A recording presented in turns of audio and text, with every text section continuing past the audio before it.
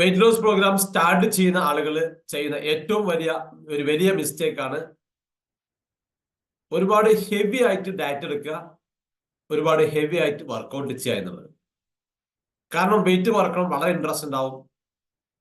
ആ ഒരു ഇൻട്രസ്റ്റോട് കൂടി പ്രോഗ്രാം സ്റ്റാർട്ട് ചെയ്യുന്ന ആളുകൾ ചെയ്യുന്ന ഏറ്റവും വലിയ മിസ്റ്റേക്ക് ആണ് ഒന്നുകിൽ ഒരുപാട് ഹെവി ആയിട്ട് ഡയറ്റ് എടുക്കുക, എല്ലാ ഫുഡും സ്കിപ്പ് ചെയ്തുകൊണ്ടേ പോവുക, ഒന്നും കഴിക്കാതിരിക്കുന്ന ഹാബിറ്റിലേക്ക് പോവുക.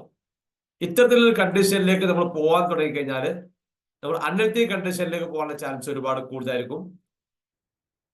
അത് നമുക്ക് ഒരുപാട് പ്രയാസങ്ങൾ ഉണ്ടാക്കാൻ ചാൻസ് കൂടുതലാണ്. അതുകൊണ്ട് തന്നെ എല്ലാ ഭക്ഷണങ്ങളും കഴിച്ചുകൊണ്ട് വെയിറ്റ് ലോസ് പ്രോഗ്രാം ചെയ്യുന്ന രീതിയിലേക്ക് നാം ചേഞ്ച് ആയാൽ മാത്രമാണ് നമുക്ക് ഹെൽത്തി വേയിൽ വെയിറ്റ് ലോസ് ചെയ്യാൻ സാധിക്കുകയുള്ളൂ. അതേപോലെ തന്നെ വർക്കൗട്ട് ചെയ്യുന്ന സമയത്ത് ഒരുപാട് സ്ട്രെയിൻ ചെയ്ത് എനിക്ക് എത്രയും പെട്ടെന്ന് വെയിറ്റ് കുറക്കണം എന്നുള്ള ഇൻട്രസ്റ്റോടുകൂടി ഒരുപാട് സ്ട്രെയിൻ ചെയ്ത് വർക്കൗട്ട് ചെയ്യുക എന്നുള്ളത്. അങ്ങനെ സ്ട്രെയിൻ ചെയ്ത് വർക്കൗട്ട് ചെയ്യാൻ തുടങ്ങുമ്പോൾ ബോഡിക്ക് പെയിൻ സ്റ്റാർട്ട് ആവും. അതുകൊണ്ട് യാതൊരു കാരണവശാലും ഹെവി വർക്കൗട്ട് ചെയ്യാതിരിക്കുക, ഹെവി ഡയറ്റ് ഫോളോ ചെയ്യാതിരിക്കുക. ഒരുപാട് ഹെവി വർക്കൗട്ട് ചെയ്യാതെ, ഒരുപാട് ഹെവി ഡയറ്റ് ചെയ്യാതെ നിങ്ങൾ ഫോളോ ചെയ്യാൻ തയ്യാറായി കഴിഞ്ഞാൽ നിങ്ങൾക്ക് അതൊരു വലിയ റിസൾട്ട് ആയിരിക്കും കിട്ടുക. അത് നിങ്ങൾ കൺസിസ്റ്റന്റ് ആയി ചെയ്യാൻ തുടങ്ങുമ്പോൾ അത് നിങ്ങൾക്ക് ഒരു 10 days 1 month ഒക്കെ ആകുമ്പോഴേക്കും നല്ലൊരു ബെസ്റ്റ് റിസൾട്ട് ഇടാൻ തുടങ്ങും.